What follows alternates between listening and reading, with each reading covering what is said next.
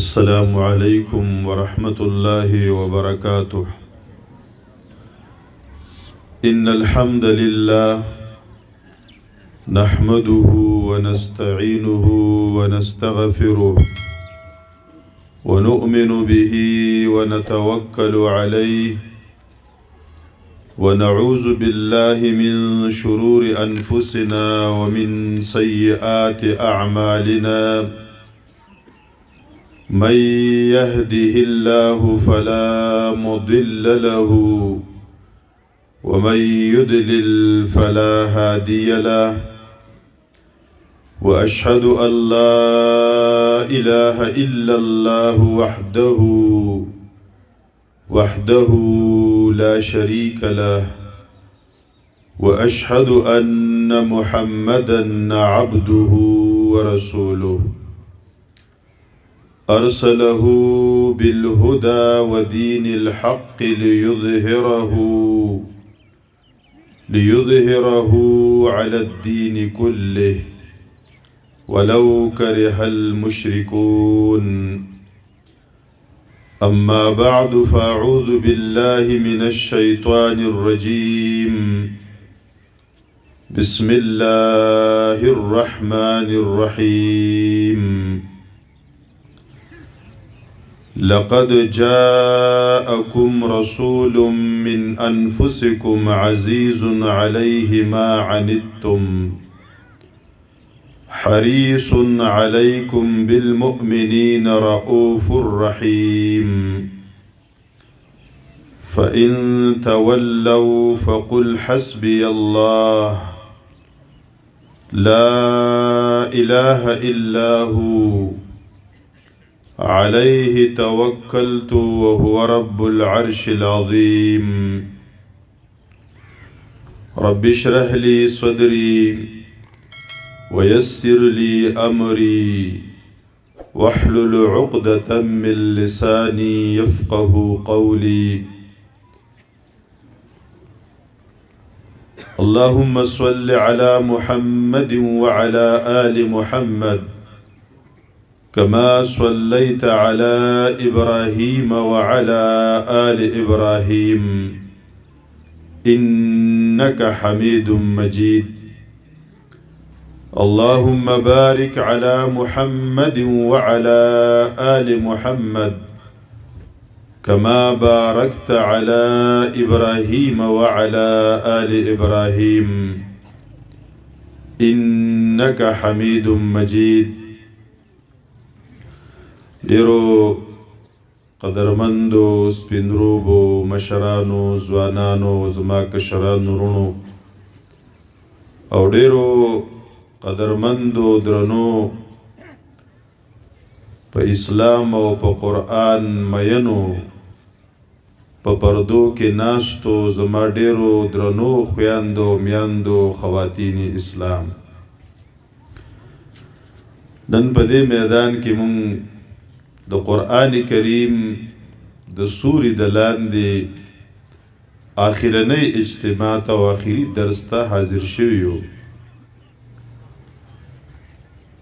مونږه مشران سپینروبي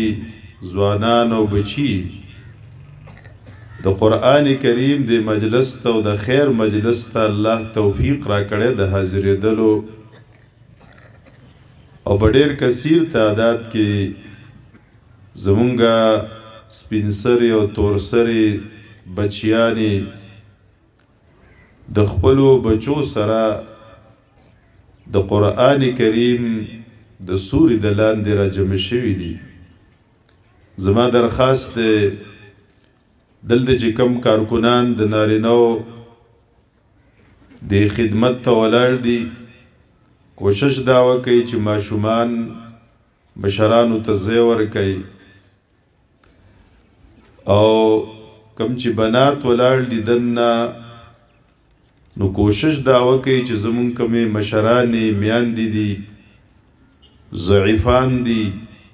نو د هغې پوره خیال وساتئ، ځکه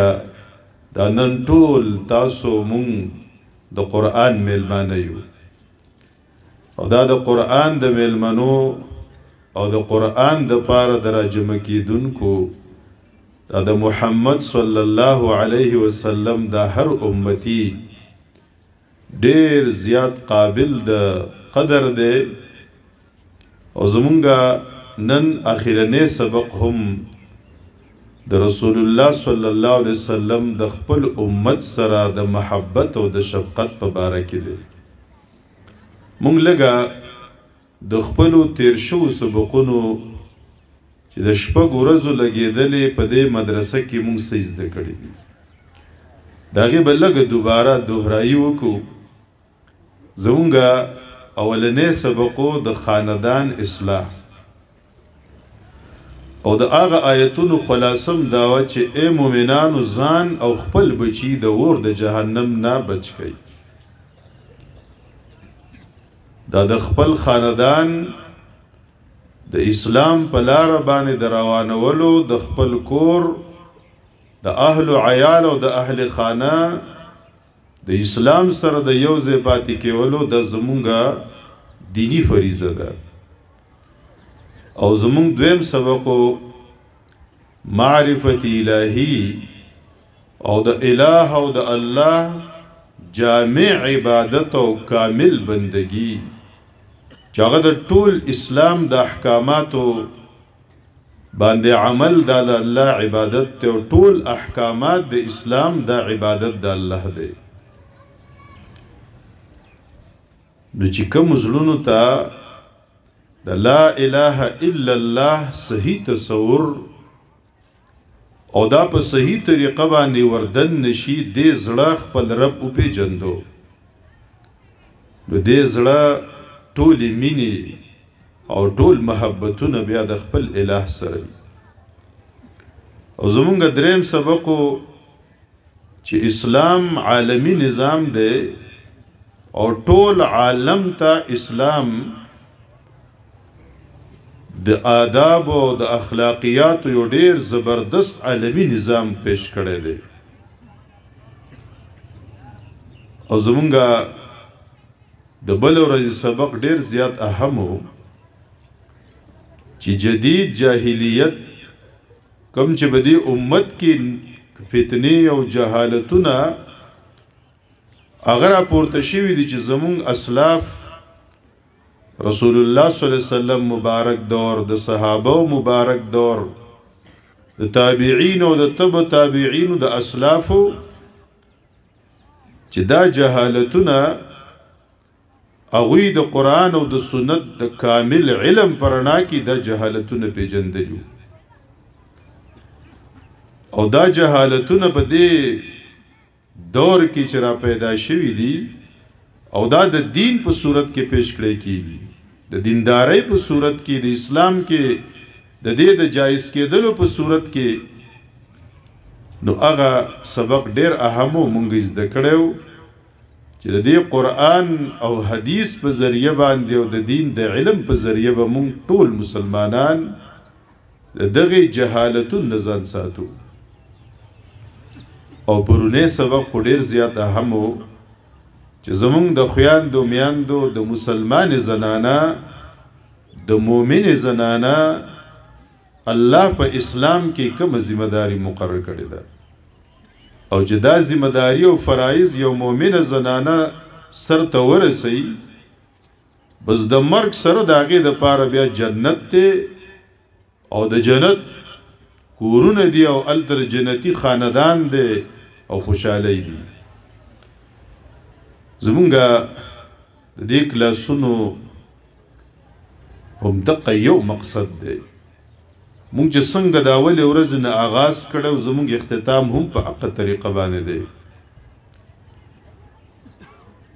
دا زمونږ نن سبق چې د رسول الله صلی الله علیه وسلم د خپل امت سره محبت او شفقت دا څه چې مونږ زده کړه او دا څه چې مونږ وایو دا الله تبارک وتعالی مونږ ته د حضرت محمد صلی الله علیه وسلم په ذریعه باندې د دې نه مو خبر کړی او محمد صلی الله علیه وسلم هغه عظیم محسن دی ظاهری نعمت کون کې او د الله دا نعمت خورون کې دی چې هغه د ټول دنیا په انسانانو باندې یو ډیر لوی نعمت دی او ډیر لوی احسان دی داغه کله چې حضرت محمد صلی الله علیه وسلم الله خپل آخري رسول د ټول عالم د پاره د انس او د جن د پاره مقرر کو نو داغه د پیغمبرای نه بعد د دې ټول دنیا انسانان که څوک پاغه ایمان راوړي او کنه راوړي نو د رسول الله صلی الله علیه وسلم امت شو کو چې چا اومنو داغه ته امت د اجابت لیکيږي چې دا د محمد صلی الله علیه وسلم د پیغمبر کېدلو نه بعد هغه انسانان دي چې دوی د محمد صلی الله علیه وسلم رسالت اومنو پاغه ایمان راوړو داغه اتباع شروع کړ او چې چا ونه منو الله به تپوس کی تاسو ما خيري رسول صلی الله علیه وسلم نه دې منلې لہذا بتا باندې جنت حرام دی او زید همیشه د پاره ور دی کله په هر نوم باندې دی يهوديت دی او که نصرانيت دی او که کم یو کم دین دی او چې محمد صلی الله علیه وسلم باندې ایمان را نوړو د مسلمان نشي جوړېدل او محمد علیہ السلام د الله رسول او آخری رسول او آخری نبی منل دا الله فرض کړی دي په دې وجه دا کم آیت چې زمون د سوره توبه دو آیتونه دي تاسو دې آیتونو ترجمه واورئ الله فرمایي لقد جاءکم قسم دے خاما خا رالو تاسو تا رسول یو ډیر عظیم الشان رسول من انفسکم چې دا رسول د ملائکو نه دی دا د پیریانو نه دی او دا بل سم نه دی دا تاسو د خپل نفسون نه دی دا بشر دی انسان دی او تاسو د خاندان او د قوم سړی دی تاسو پیژنئ او دا د الله ډیر لوی مهرباني ده چې انبیاء او رسولان موږ ته انسانان مقرر کړی دي او دا د انسانیت یو ډیر لوی عزت الله ورکړی دی ځکه چې انسان د انسان نزدکړه ډیره په اسانه سره کولی شي او د رسول صلی الله علیه وسلم او د هر پیغمبر د انسان مقرر کولو په نتیجه کې الله د تمام انسانانو د پیریانو ټول عذرونه بانی ختم کړی دي الله اعلان کړی چې ما رسولان دې د پاره راولېګل چې په الله باندې د خلکو سو حجت او سو دلیل پاتې نشي کچېرې مونږ ته الله فرشته رسول را لېږلی وي او پرشتي مونږ رسول ویلو چې روزه نیسئ جهاد کوئ زکات ورکوئ دا د احکامات راته ښودلي وي مونږ انسانانو به یو بانه او عذر پیش کوو چې ته خو پرشته یې نو لږ او تنده نه لري مال او د دې څه خیال دې نشته دارنګې په جهاد کې ستړی کېدل او په هغې کې زخمی کېدل دا دې هم نشته موږ خو انسانان یې موږ وږي کېږو تږي کېږو نو رسول الله صلی الله علیه وسلم وښودله موږ ته چې روژه داسې نیسئ زه انسان یم تږی کېږم وږی کېږم روژه م نیسمه مونځ داسې کوئ او جهاد او قتال فی سبیل الله زه چې څنګه کوم داسې کوئ نو من انفسکم عزیز علیه ما عنتم ډیر ګران دی او ډیر زیات ګران دی پیغمبر علیه السلام ته هغه صورتحال او هغه سا چې تاسو په مشقت کې غورځېږئ چې کوم شی تاسو ته تکلیف دی او د مشقت جوړیږي نو په هغې د ډیر زیات خفه کیږي حریص علیکم او دا پیغمبر علیہ السلام ډیر زیات حرص کون کې د ستاسو د اصلاح او ستاسو د ایمان دراوړلو بالمؤمنین رؤوف رحیم او په مؤمنانو خو به طور خاص په مؤمنانو نارینه او زنانو خو به طور خاص دا پیغمبر صلی الله علیه وسلم ډیر شفقت کون کې دی او ډیر رحم کون کې دی شفقت کوي د دنیا په لحاظ سره چې کم تکلیفونه راځي د هغې په باره کې هم په تاسو ډېر خفه کېدونکی دی او د آخرت په لحاظ سره چې کم نقصان کېږي نو د هغې په باره کې هم ډېر زیات خفه کېدونکی دی نبی کریم صلی الله علیه وسلم په ټول انسانانو باندې چې دا کم نعمت شوی دی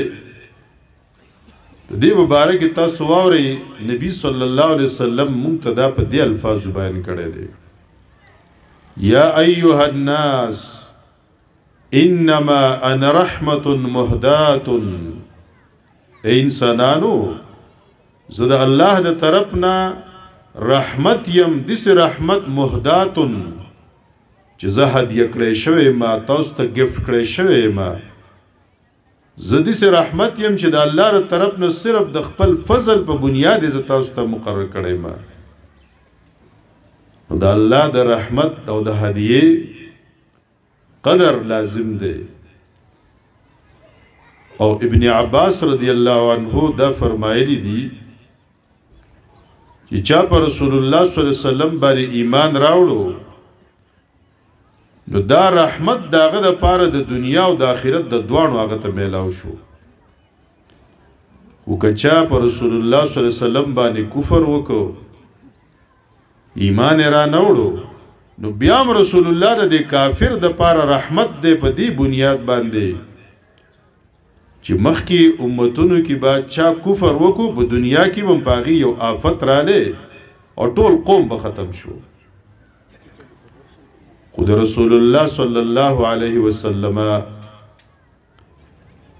د رسالت نه بعد د رحمت ته دا چې دا کافر د کفر باوجود الله په ځمکه د دننه کولو او د کانو د رایشتلو د دینه الله دا کافرانم د رسول الله صلی الله علیه وسلم په وجه باندې بچ کړي او شرط دا دی چې دا کافر د هر دور دی چې د ګستاخ نه جوړ شوی نبی کریم صلی الله علیه وسلم یو خط ولېګو هرقل بادشاہ ته هغه باندې د اقتدار او د دنیا محبت غالب شو سره د پوهې نه هغه کفر وکړو ایمان را نوړو خو د رسول الله صلی الله علیه وسلم د خط دومره قدر وکړو چې هغه د سرو زرو په یو تیله یو په دې کې بند کو او دا دغه هرقل په نسب کې او په خاندان کې د ډیر وخت پورې هغه خط موجود او هغه بادشاہي دنیایم داغي کې موجود و خدا ایران بادشاہ ته چې خط ولېګو کسرا ته هغه د رسول الله صلی الله علیه وسلم خط سری کو او بدر دی ویلې نو داغي هغه حکومت په لږ وخت کې ټول ختم شو د رسول الله صلی الله علیه وسلم رسالت او داغه نبی کېدل انسانان سکه د رسول الله صلی الله علیه وسلم د رسالت او د آخري رسول کېدلو د دې اقرار خو د تمام حیواناتو د کانو بوټو دی مکړه دی نبی کریم صلی الله علیه وسلم لا چې پیغمبر شوی نه دی په مکه مکرمه کې داسې کانیو چې رسول الله ته سلام کو یو ځلې نبی کریم صلی الله علیه وسلم چې د الله رسول شو کله نو په یو ځای په مدینه منوره کې یو طرف ته د باندې خلکو یو اوسۍ ښکار کړی ده مون برابر ده صحیح دی یو سې ښکار کړی دا هغه سړی د باندې سړی د هغه د خپل خیمه سره خواته تړلې ده رسول الله صلی الله علیه وسلم د دې غزال په خوا باندې ورله او دا گویا شو وی دا الله رسول صلی الله علیه وسلم دی کسانو زنی ولی ما نما ذبح کوي چې زما دا غم ختم شي زما سینو کې زما تیونه چې دی غلان زګي تیونه دا د پینو ډک شوی دي تندای لنګا او زما دو بچی دی په دې غر کې هغه به وږي او زه د خپل بچو لتل غواړم د شریعت حکم خدا نه چې ښکار چا ونیو دا ښکار مالک هغه شو چې چا بند کو نو رسول الله صلی الله علیه وسلم ته دا اوسې گویا شو ویزا وعدکم چې زلال شم اغي ماړکم بیا بدلته کې راشم نبی کریم صلی الله علیه وسلم دا اوسې کولاو کړه او دا لاړه هغه خپل بچی ماړه کړه تیونه د پیو نه تشو او واپس رااله نبی کریم صلی الله علیه وسلم د دې خیمه او د دې هغه مالک چې کوم دا تړلې او ښکار کړي واغې ته وی چې دا په ما باندې را خرڅ کوي او رسول الله صلی الله علیه وسلم دا پر خودل غوښتل هغه وی د الله رسول صلی الله علیه وسلم هیڅ بیع د سر نه کو هیڅ قیمت نه لګو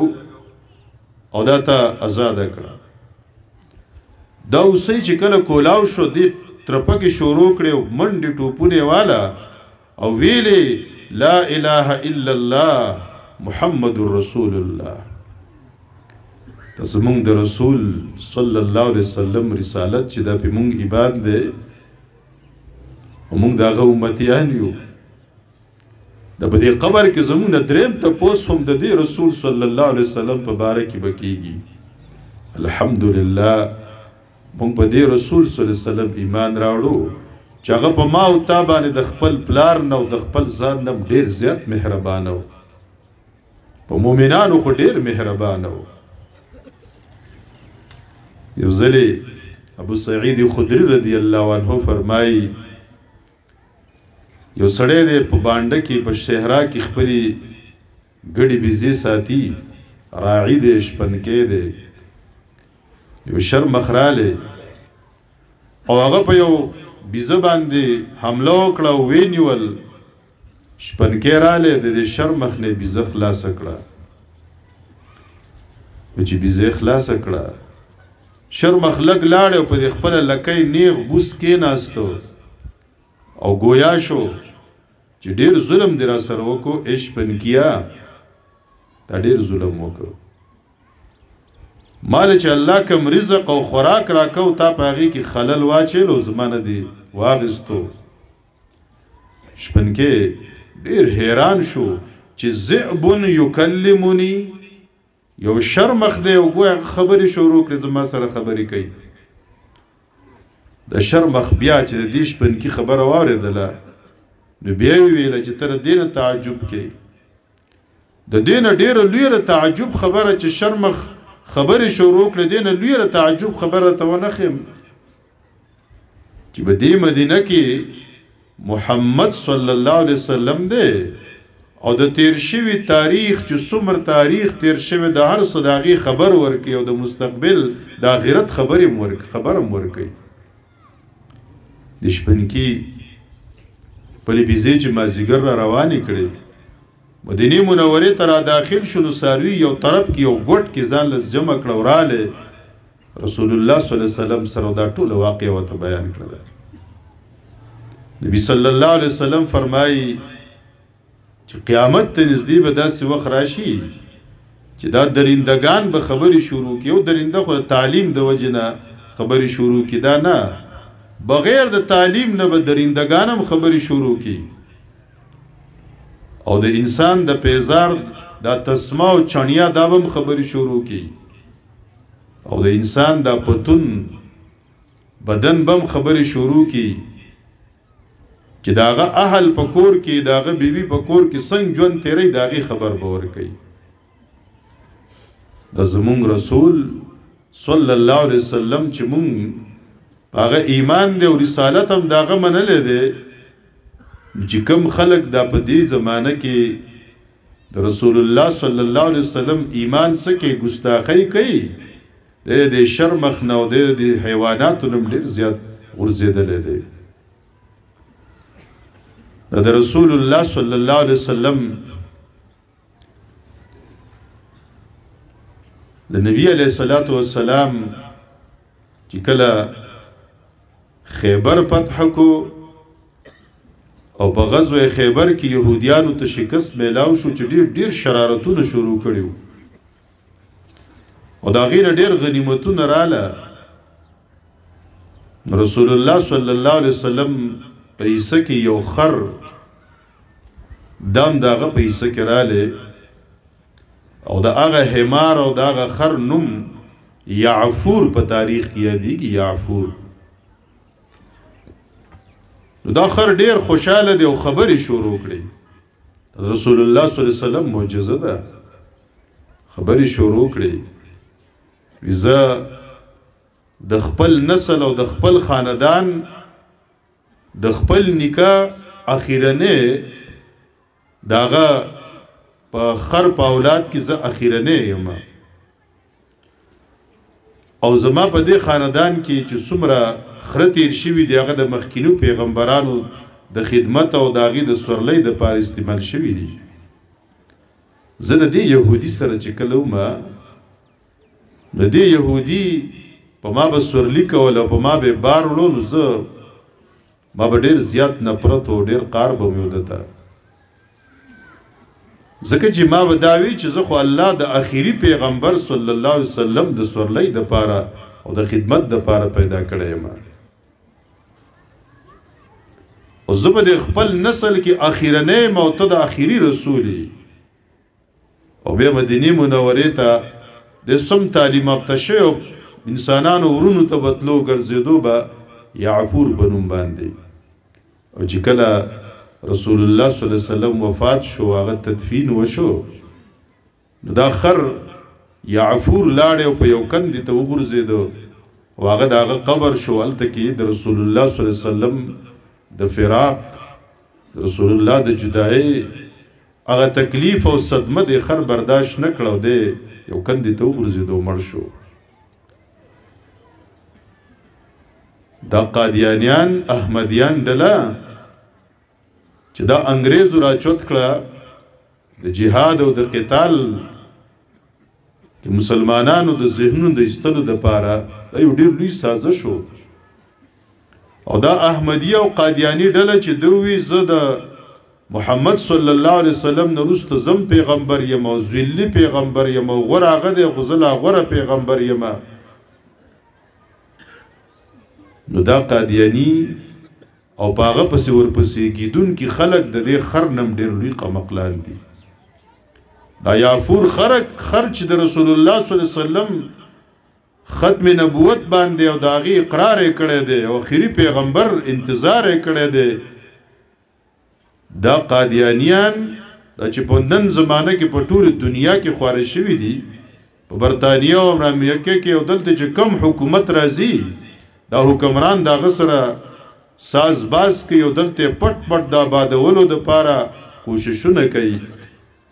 نو دا د خرو نم ډېر قمقلان دي او د رسول الله صلی الله علیه وسلم په خپل امت باندې دا خو د رسول الله په حیواناتو باندې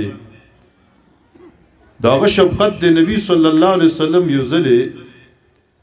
د انصارو یو قبیله وه او د هغه قبیلې خلک رالو رسول الله صلی الله علیه وسلم ته وی چې زمون یو اوخ دی چې باغې باندې مونږ خپل باغ وبکو اوبه پې راوړو هغه ډېر زیات سخت شوی دی او د هغه نه لیونی سپی جوړ شوی دی نبی کریم صلی الله علیه وسلم د دې اوخ خواته لاړی او دا اوخ چې رسول الله صلی الله علیه وسلم یې ولیدو نبی علیه السلام د اوخ په سترګو کې اوخ کې رالی او سر یې کېښودو. ځینې صحابه وایي چې د الله رسول ته خو اوخ سجده وکړه نو چې موږ هم رسول الله ته سجده کوو صلی الله علیه وسلم. نبی کریم صلی الله علیه وسلم فرمایل نه سلام به کوئ او که سجده جایز وی نو ما به خپل امتیانو وینځو ته خپلو زنا مسلمانانو خواتینو ته ویلې وی چې ستاسو خپل خاوند ته د سلام په ځای باندې سجده ورته کوئ خو جایزه نه ده. نبی کریم صلی الله علیه وسلم ته دا خلک وایي د الله رسول صلی الله علیه وسلم د اوخ خواته مه نږدې کېږه لیونی شوی دی. رسول الله فرمایي دا ماته ضرر نه رسوي. لاس یې پې کېښودله. رسول الله څومره شان دی.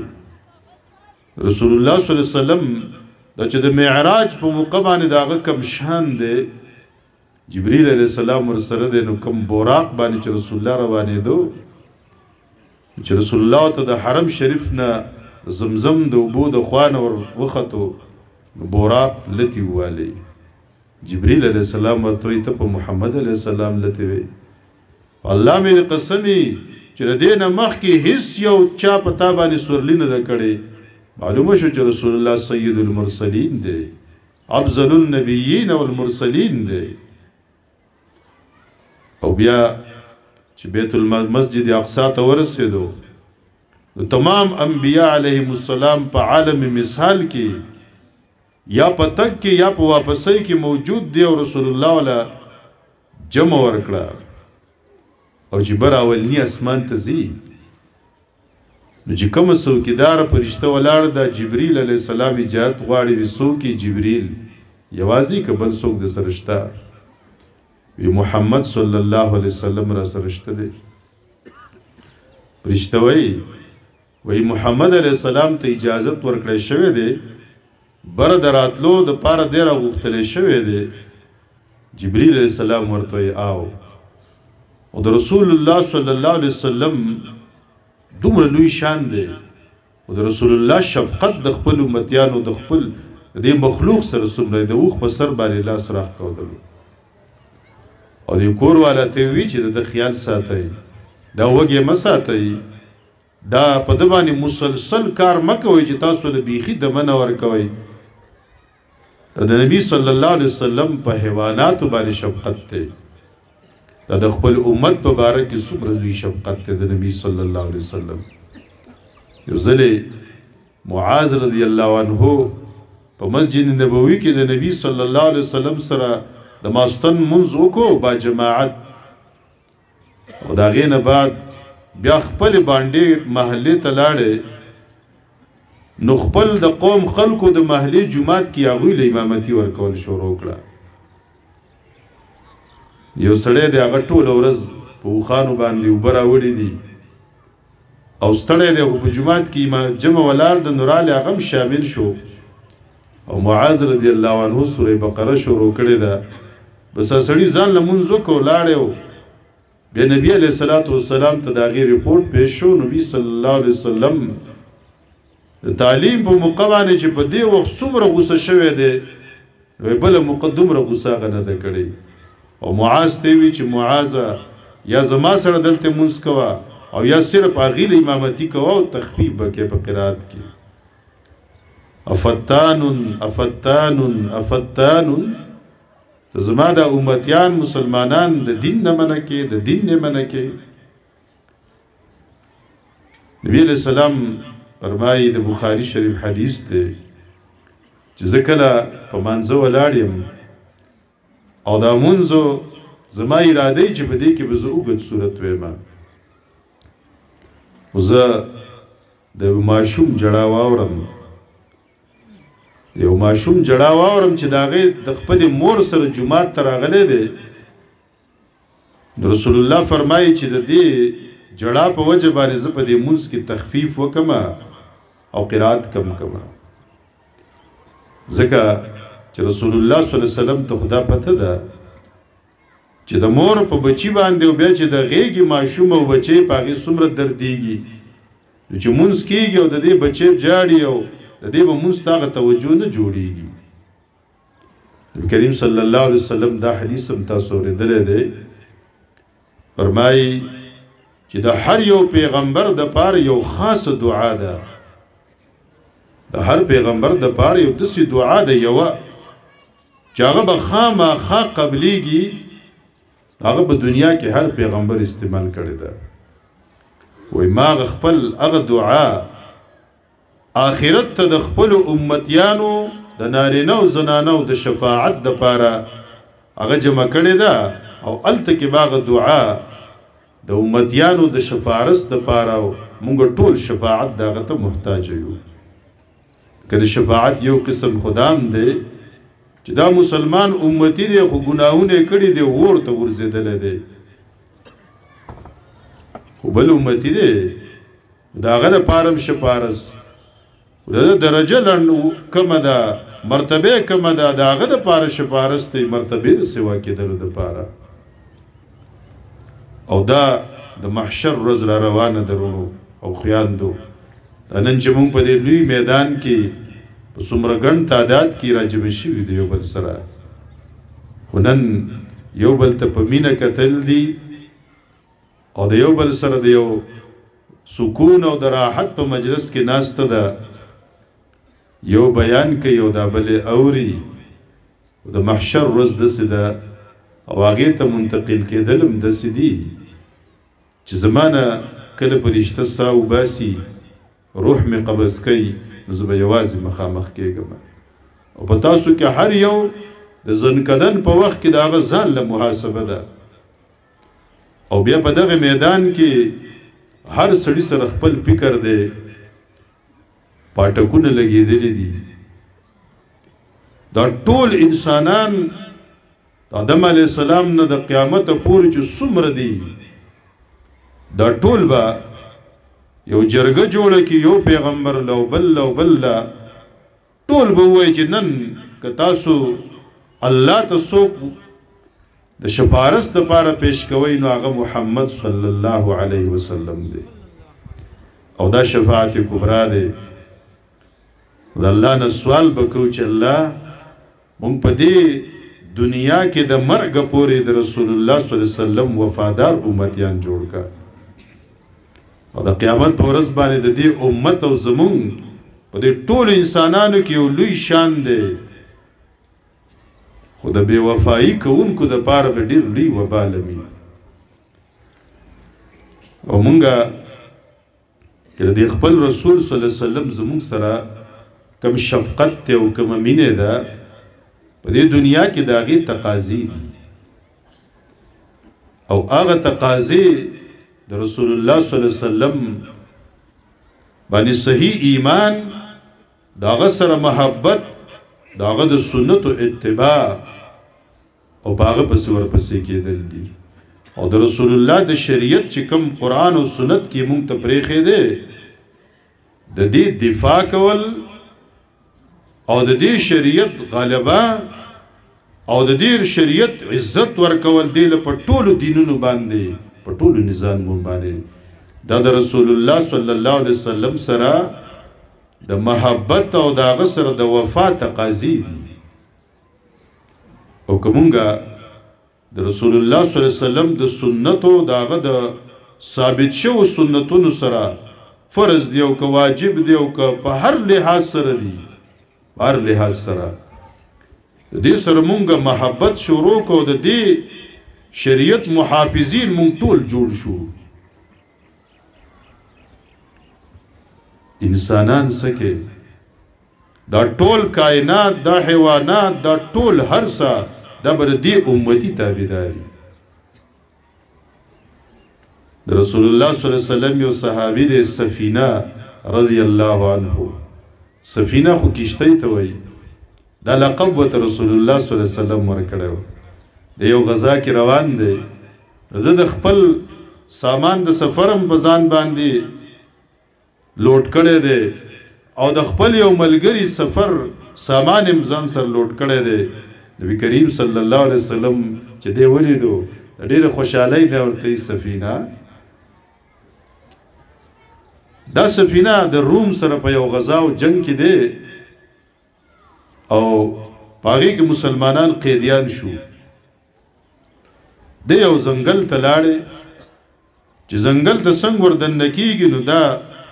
یو زمری ولاړ دی ابو الحارث د زمری کنیات ابو الحارث ته زه د محمد صلی الله علیه وسلم صحابي ما د زمری بس داسې اوازونه شروع کړو کېناستو د هغې احترام یې شروع کړو او دی په ما شپه راله نو چې د کم طرف نه به د خطرې اواز راتلو دا زمری به هم هغه طرف ته ما ته ولاړو زما څوکۍ به یې کوله چې کله ځنګل نه زه راوتم دا زمری زما سره دی چې پس حیواناتو کې زمری د چا مشري نه مني خدای د رسول الله د خادم د هغه د صحابي د هغه د امتي تابع ګرځېدلی دی چې راووتم نو داسې زه الوداع دپاره خپل اوازونه شروع کړه غړمبار یې شروع کړو لکه چې دی ما را رسختی که مونږ وفادار جوړ شو او رسول الله سره مونږ صحیح دوستانه وکړه صحیح ورولي تاسو واورئ نبی کریم صلی الله علیه وسلم مونږ ته خپل رونه ویلي دي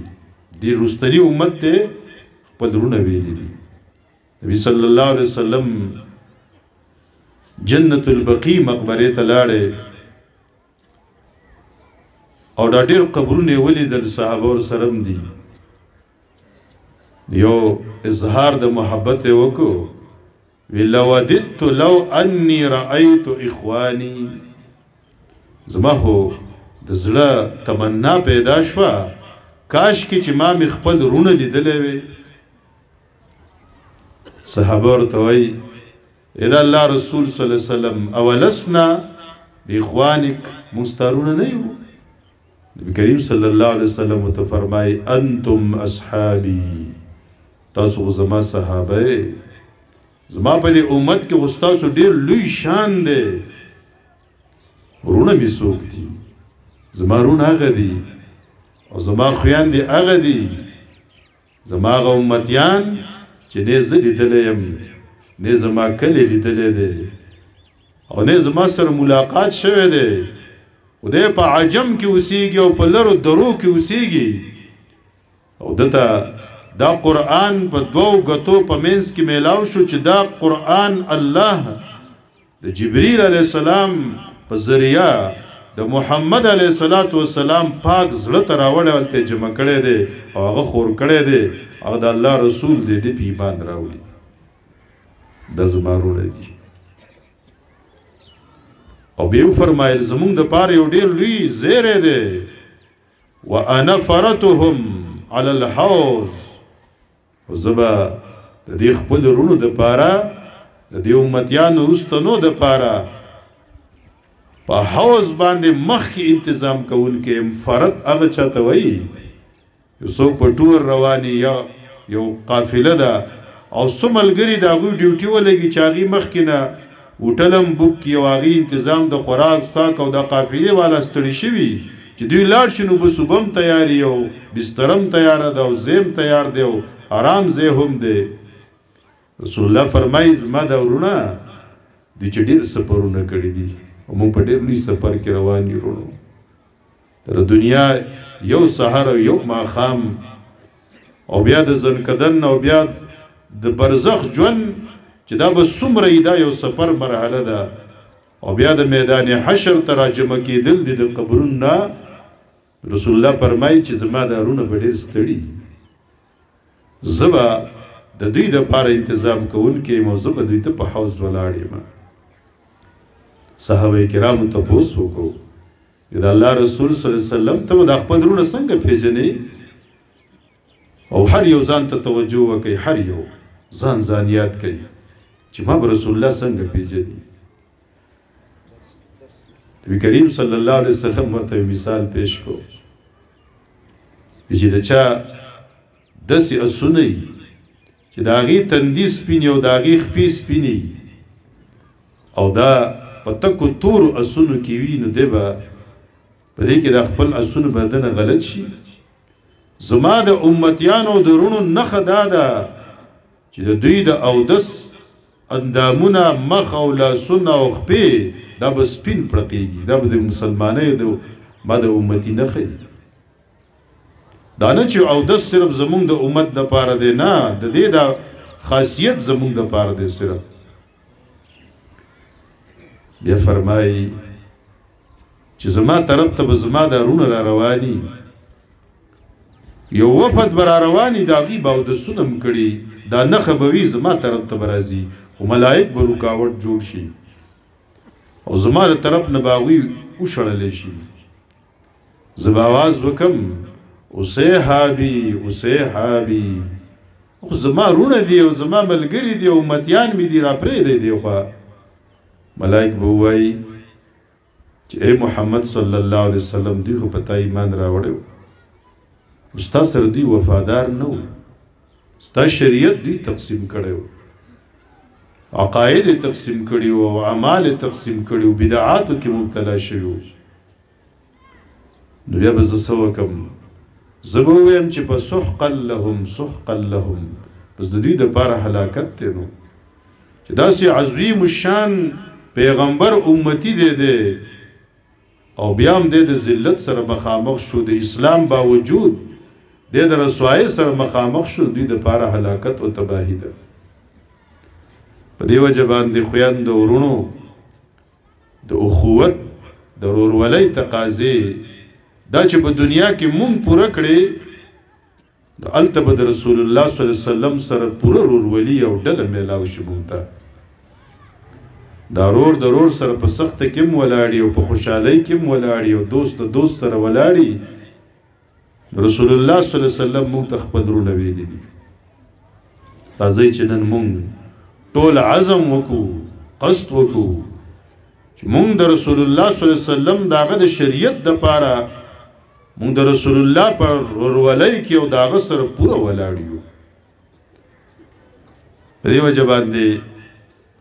تاسو د یمامې د یو ډېر لوی خان او ملک صاحب واقعه اورېدلې ده دی په یو جنگي معرکه کې قیدي شو او د ده نوم سمامه رضی الله عنه او دی راوستلی شو نو په مسجد نبوي کې په یو ستنه پسې دی وتړلی شو نبی کریم صلی الله علیه وسلم یې خواته رالی تپوس دی کوي ما عندک یا سمامتو سمامه ستا څه خیال دی ستا سره څه کول پکار دي ستا سره څنګه سلوک کول پکار دي نو سمامه وایي که مې وجنې نو زما وجل دله جایز دي او که زما د سر قیمت غواړي نو چې څومره بې قیمت لګې دومره مال مې دی دومره خلق مې دی چې څومره قیمت مې لګې به تا ته میلاو شي او که احسان را سره کې نو احسان فراموش نیمه احسان به دې چرته نه هېرو یو ملاقات وشو او سبا رسول الله بیا رالی دا درې خبرې بیا وشوې په درې مورز بیا وشوې رسول الله فرمایل چې دې کولاو کوي دې پرېږدئ دې کولاو شو او دې د مسجد نبوي نه بار ووتو یو باغ کې ځان صفا کو او بیا رالی نبی کریم صلی الله علیه وسلم ته وایي چې زما دې په الله قسمي اے د الله رسول صلی الله علیه وسلم د دې نه مخکې به د ټول نه بدترین کلی دا مدینه و چې کلي به یادېدله پلانکې کلی پلانکې نو مدینه به زما ډېره بدې شوله خو زما دې په الله قسمي نن ما ته محبوبه مدینه وګرځېدله ستا کلی وګرځېدو او زما دې په الله قسمي چې بدترین دین دا اسلام ما ته ښکاره کېدو خو نن ما ته د ټول نه محبوب دین اسلام وګرځېدو ځکه په دې کې بنده د بندیانو د تابعدارۍ نه راوځي او د الله بنده او غلام جوړیږي اسلام مکمله ازادي ذهني ازادي د غلامۍ نه نجات ده په اسلام کې دی دا اسلام په ذریعه انسان د مخلوق د محتاجۍ نه بچ کېږي او د زورور رب سره د واسطه راځي او تعلق قایمیږي او بیا وایي په الله مې دې قسمي چې د دې نه مخکې بدترین مخ به ستا مخ ما ته ښکارېدو نن د ټولو انسانانو په مخونو کې محبوب او ښکلی مخ ستا مخ مبارک دے ماتا او بیوی اشهد ان لا اله الا الله و اشهد ان محمد رسول الله نبی تپوسو کو ما د عمری اراده کړی وه د شرک په طریقه به هغې عمرې کولې ما د عمرې اراده کړې وه نو زه اوس څه وکړم رسول الله فرمایل زه عمرې له لاړ شو اوس چې دې مکې مکرمې ته کله راورسېدو او د مکې مشرکین سرداران خبر شوي دي چې د یمامې ملک صاحب او خان صاحب هغه خو اسلام راوړو بس د رسول الله صلی الله علیه وسلم باندې شیدایي شو چې دی راورسېدو هغې ورته وایي مونږ خبر شوي ته بېدینه شوې پلار او د نیکه طریقې دې پرېښودې بېدینه شوی دا سمامه ورته وایي دا اوس د رسول الله وفادار دی دی د خپل تجارت پروا نه ساتي دی د خپلې ملکۍ خیال نه ساتي دی د اسلام سپایي ګرځېدلی دی ورته وایي په الله مې دې قسمي بېدینه شوی نه یم د دیندارۍ خوند ما اوس وڅکلو اوس زه تابعدار شوم او په دین باندې صحیح روان شوی ما او بیا ورته وایي تاسو د رسول الله سپکاوی وکړو د هغه د دین سپکاوی مې وکړو په الله مې دې قسمي چې د یمامې نه به یوه دانه غله دې مکې ته زه راونه لېږم څو پېرې چې رسول الله صلی الله علیه وسلم موږ ته ما ته ویلي نه او بیا د یو لوی قات په صورت کې رسول الله د اجازت ورکړی دی راځئ چې نن مونږ ټول د خپلو زړونو جایزه والو په دې مجلس کې چې زما د رسول الله صلی الله علیه وسلم او د دین سره محبت څه دی که زه په یو نشه کې مبتلا یم او زه د رسول الله امتي یم نو نن زمونږ ایمان دومره کمزوری شو او د رسول الله صلی الله علیه وسلم سره ورورولي دومره کمزوري چې یو معمولی نشه دا زه نشم پرېښودلی د ایمان د قوت په بنیاد باندې د دنیا چې څومره تاسو ګورئ یو طرف ته د دنیا یو فایده ده او بل طرف ته د شریعت حکم دی زما د ایمان دومره کمزوری شو د رسول الله سره د محبت دومره کمزوری شو د هغه شریعت په عمل کېږي و چون کې زه د شریعت لا اوږه ځکه نه ورکوم چې بل طرف ته زما د دنیا اقتدار ته نقصان رسي او زما ډله خرابېږي او زما نوم او دا راځئ چې د خپل ایمانونو نن هغې وبخور وکړو او عزم وکړو چې زه به د رسول الله صلی الله علیه وسلم سره ورورولي کوم د نبي صلی الله علیه وسلم دا احادیث چې څومره دي تاسو دا یو پهلو بل مې زده کوئ چې د رسول الله سنت چاته رسېدلی دي او د سره د علم او د پوهې نه هغه پرېښودلي دي او مخالفت یې کړی په دنیا کې الله عذاب راوستلی دی یو سړی د رسول الله صلی الله علیه وسلم سره ناست دی روټۍ په غاړه باندې نبي کریم صلی الله علیه وسلم ورته فرمایي کل بیمینک په ښي لاس باندې خوراک کوه هغه د دې اړو څه خیال ونه ساتو چې په ګس یې خوري او که په ښی باندې خوري او که په ګس باندې خوري او زمونږ د دې سنتو نه ډېر زیات خلاف کېږي هر د احترام والا کار دا په ښي لاس باندې کول یو عالم چې هغه اوس هم حیات دی مولانا ګور رحمان رحمه الله په مدرسه کې شیخ عبدالقدوس صاحب د زمونږ هغه محسنین شیخ ګور رحمان رحمه الله چې الله ول د حدیثو ډېر علم ورکړی زما شیخ عنایت الرحمن رحمه الله چې تاسو ټول پېژندلی دی ډېر لوی علم ول الله ورکړی زمونږ د کوټي ګرام او زه د دې اوچ په دې سیمه چې راشم بس دلته زما یو محبت او مینه یو سکون ماته میلاویږي ځکه چې دلته زما شیخ فدا محمد رحمه الله چې د علم یو ډېر لویه خزانه وه او زه په خوبونو کې کله چې د هغه سره زما ملاقات کېږي په کال کې یو پیره نیم په خوب کې د علمي یو مجلس کې نو څنګه چې په دې دنیا کې هغه داسې یو ګمنام و خو د علم خزانه وه نو په هغه جنتي ماحول کې هم دقه شانتې په نظر باندې راځي لږې خبرې وکړي را سره نو شیخ عبدالقدوس صاحب سره الله دې په دې ټولو رحم وکړي خو شیخ عبدالقدوس صاحب ژوندی دی یو موقع باندې ناستو نو هغه په دې یو لاس باندې په ښي لاس باندې پالج والی دی نو اوبه راوړله شمال اوبه ورکړې نو هغه په ګس لاس کې اوبه ونیوې او دا ښی لاس یې ورسره داسې سهاره کړه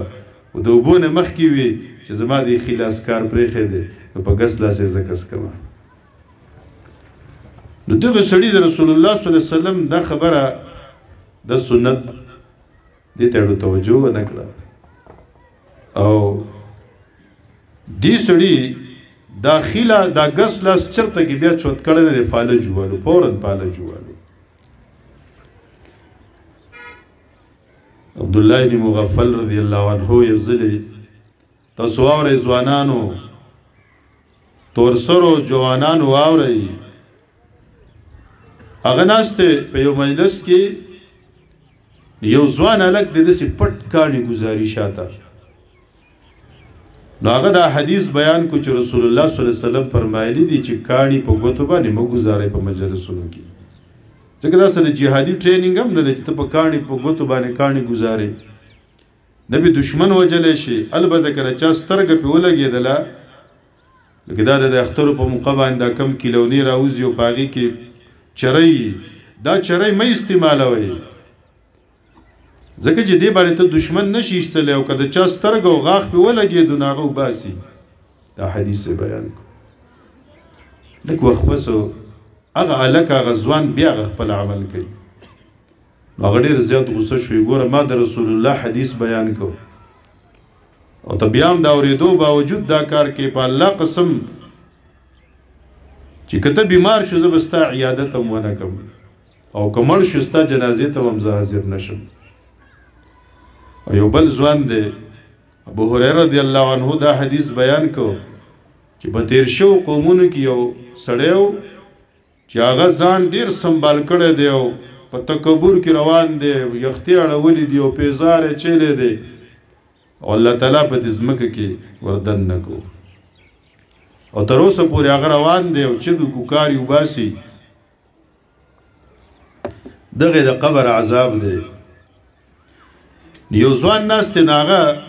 هم داسې جامې چیرې دي نو هغه نخره پېښه شروع کړه په دې حدیث پسې وخندله او په هغه باندې اچانک راغورځېدل قریب و چې دی په ځمکه وردن نه شي رسول الله سنت چې وړوکې هم سنت دی او تا ته راورسېدو او د هغې تا بېقدري وکړم د هغې په نتیجه کې به عذاب راځي د وړو سنتونو خبره کوم سعید ابن مسیب یو ځلې مسجد نبوي کې تشریف فرما دی تابعي دی یو سړی رالی او هغه د هغه نجات غواړي حج له ځي او په دې وخت کې اذان وشو نو دی وایي ما ته ملګري په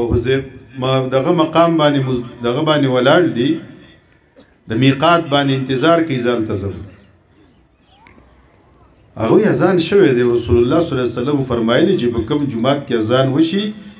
او ستا ضروري کار نه اودس لوځي نه بل جومات ته امامتۍ لځي او د دې نه وځي نو دا کار جایز نه دی دا د منافقانو علامه ده او دغه سړی وی زمنو سعید ابن مسیب رضی الله رحمه الله به د دې سړي مبارک په مخه ته پوسونه کول چې پلان کې را لې کرانه دي نو اطلاع ته میلاو شو چې هغه په دې سفر کې د سورلۍ نه ورزیدل دي او پتون کې اډو کې مات شوی دی دا تاسو باغره دې د پاره کو چې دا حدیث د ته ورسېدو بیا هم د مخالفت کوي او تاسو واورئ رسول الله صلی الله علیه وسلم چې دې مبارکي په خپل باندې کوم پیشنګوئی ورکړې ده نبی صلی الله علیه وسلم نه تاسو شو د الله رسول دا اسلام چې د الله یو لوی نعمت تر دې نه وروسته و داسې وخت راځي چې بیا جهالت راخور چې رسول الله وی او د هغې نه وروسته بیا د اسلام غلبه راځي وی او راځي به خو پیه دخن په هغې کې به داسې لوکجن غونته ماهوی لوکجن غونته ځکه چې په هغې کې به داسې خلک راشي چې زما د سیرت او زما د قانون او شریعت په ځای باندې به نورې طریقې غوره کوي څه کارونه به ته د هغې پېژنې چې دا د شریعت دی او څه به د هغې د شریعت مخالف وي لکه زمونږ د عجمو د حکمرانانو چې کوم دستورونه جوړ کړي تعزیرات پاکستان او بل چې دا خبره شهادت دی او دا د میراث دی او دا د دغه به د اسلام مونږ پیژنو او ډېرې پکې داسې ورکړی یو ځای کړي دي چې هغه اسلام کې معروف نه دي داسې خلک به راشي او بیا به د هغې په نتیجه کې عذابونه مخې ته راځي نبي صلی الله علیه وسلم فرمایي چې ذلت او صغار او ما تحتی دا په هغه چا باندې به راځي چې څوک زما د شریعت نه خلاف وکړي که نن مونږ د خپل وطن او د دنیا کې چې څومره د مسلمانانو وطنونه دي چې څومره مشکلات دي مخې ته راغلي دي پریشانۍ دي که دا حکمرانان په حکومت چلولو کې د خپل رسول صلی الله علیه وسلم وفادار شي عدالتونه او اسمبلی دا د رسول الله د شریعت او د دې سره وفادار شي د هغې په نتیجه کې به دا زمونږ ټول پریشانۍ او دا زمونږ څومره خفګانونه چې دا به ټول ختمیږي په دې وجه باندې دا زمونږ د عقیده رسالت سبق دی نبی کریم صلی الله علیه وسلم فرمایي چې ناپ او تول کې زما امتیانو کله زما نه خلاف شروع کو په هغې باندې به قادسالۍ هم راځي او سخت حالات به هم راځي او الله په هغوی باندې د بادشاه او د حکومت د طرف نه ظلم مسلط کوي دا نه چې دا کم بادشاه په ذریعه باندې الله تنګي راولي او ظلم را په خلکو له عذاب ورکوي دا نه چې دا خلک ګناهګار دي او دغه بادشاه پاک دی نه دې بادشاه له الله د دې بادشاهۍ په وجه هغه له سزا ورکوي او قوم له د بادشاه په ذریعه باندې سزا ورکوي او کله چې د مسلمانانو امامانو او مشرانو د کتاب او د سنت نه خلاف فیصلې شروع کړي او پالیسۍ خپلې جوړې کړي خارجي پالیسۍ او دننه پالیسۍ د حکومت د چلولو دپاره او د فیصلو دپاره دا د نورو نه واخیستلې الله تعالی د دوی په منځ کې خانه جنګي پیدا کوي څومره خانه جنګۍ دي زموږ په منځ کې دا د عرب او د یمن په منځ کې دا د مسلمانانو خپل کورونو کې دا ډلې چې دا د جنگ حالت ته ورسېدلې ده د الله د شریعت په عملي کولو نه کولو په نتیجه کې دي زموږ خو نور د زړه د حده پورې مسلمانان او دوی سره په ژبه مینه محبت دی دشمني د دې سره څنګه ده عملي لحاظ سره دې سره دشمني ده زمونږ د پاکستان چې دا کم دستور دی او قرارداد مقاصد لیکل شوي دي په دې لحاظ سره خو د عقیدې په لحاظ سره دا مسلمانان د هغې حلف هم چوت کي خو دشمني ورسره عملا ده ځکه عملا دشمني ده تاسو د ازادۍ په مارچ باندې ولیدله چې زنانه ښکاره راووتلې او مونږ د الله او د رسول او د شهیدانو او د اولیاو د هر چا لاس ته خلاصي مونږ دا کول غواړو چې څه کوي زمونږ د حکمرانانو د اسلام سره او د رسول الله سره وفاداري وي او عملا اسلام مونږ نافذ کړی دا به نه کېدله او ګستاخان را پیدا شو چې کم سړی رسول الله ته او اسلام ته هغه ته کنځلې کوي هغه ته د بار کافران غټې غټې ویزې لګوي بس دا یو طریقه کار جوړ شوی دی او د هغې د خلکو په نګرانۍ کې هغه کېږي راځئ داسې قانون سازي جوړو چې د هغې څوک اسلام ته راځي نو دا اسلام به قبول نه چې دی د 18 کالو نه کمی الحمدلله په دې وطن کې د رسول الله صلی الله علیه وسلم په دې پارلیمنټونو کې داسې مینه کوونکي موجود دي چې هغې هر څه په داو لګولي خو صرف د شریعت د دفاع دپاره او د هغې دپاره خبره کوي په دې وجه باندې زما خویندو ورونو زمونږ د دې کلاسونو واحد مقصد هم دا دی الله ګواه دی الله په دې خبردار دی چې دا دلته نن په اوچ کې او د دې ستاسو د دې علاقې په شریکه باندې کم د قرآن کریم دا مجلس دی او د دې مجالسو په تیمرګره کې او دارنګې په سخاکوټ کې او ځای په ټولو غټو کلو کې دا اهتمام د جماعت اسلامی شعبه فهمیدین چې کړی دی الله گواه دی چې د دې واحد مقصد دا دی چې موږ د الله کتاب ته رجوع وکړو. بعضې خلک دا وایي چې په شپږو ورځو کې به څه قرآن زده شي. تاسو واورئ موږ دلته په دې مدرسه کې طالبانو ته چې په کوم انداز سبق وایي موږ هغه طریقه باندې سبق نه وایو. دا صرف د توجه دپاره ده او د احساس ذمهدارۍ دپاره د دې انعقاد دی. او کله خو چې یو سړی ښه توجه وکړي او بیا د سحر دا ټیم د دې چې موږ دا انتخاب کړی دی چې څوک دې مجلس ته نه راغلي نو هغې ډېر تعجب کوي چې دومره وختي او دومره ماشومان او زنانه او دا کورونه دا هر څه داسې پرېښودل او تلل. دا خوند چې چا واخیستو د ستاسو په دې وچ کلي دا نن او دا روزانه چې دا کم برکتونه ستاسو سره دلته نازلیږي او دا کم د اختر په شانتې یو ماحول دی سبا چې سهار راشي او دا نه وي نو تا ته به د دې برکت اندازه ولګي. په دې وجه باندې د دې سحر ټیم دپاره رسول الله صلی الله علیه وسلم دعا کړې وه اللهم بارک لامتی فی بکورهم یا الله زما د امت په دې سحر وختي ټیمونو کې برکت واچوئ. په دې وجه زما درخواست دی خپل ځوانانو وروڼو ته تورسرو ته کشرانو بچو ته چې د تهجد په ټیم کې د پاسېدلو په 4 بجې چې تاسو پاسئ